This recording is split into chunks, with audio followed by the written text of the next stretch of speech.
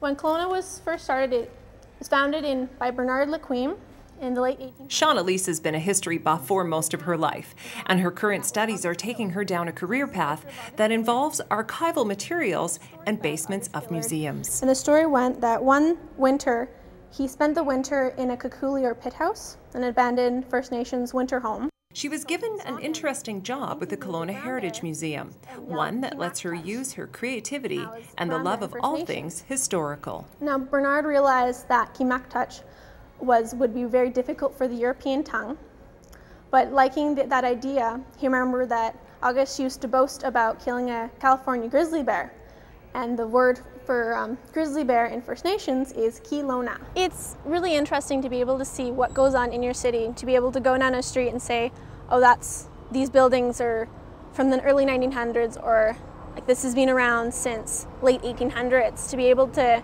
have that history and know it makes you more familiar with your area, and it's more your city. So over here we have the 7 steps, and the 7 steps represent the 7 terms that Bennett was re-elected as Premier. And he was also our longest standing Premier of BC.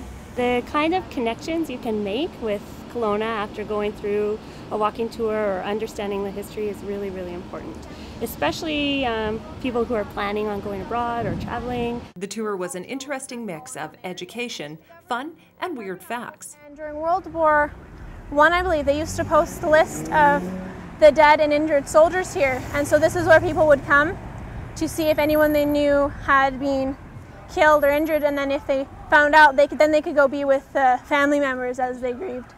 Even though the tours are over, there is still great information and exhibits available at all 4 of the Kelowna museums. Check online for details. From Kelowna for Shaw, I'm Tammy Williams.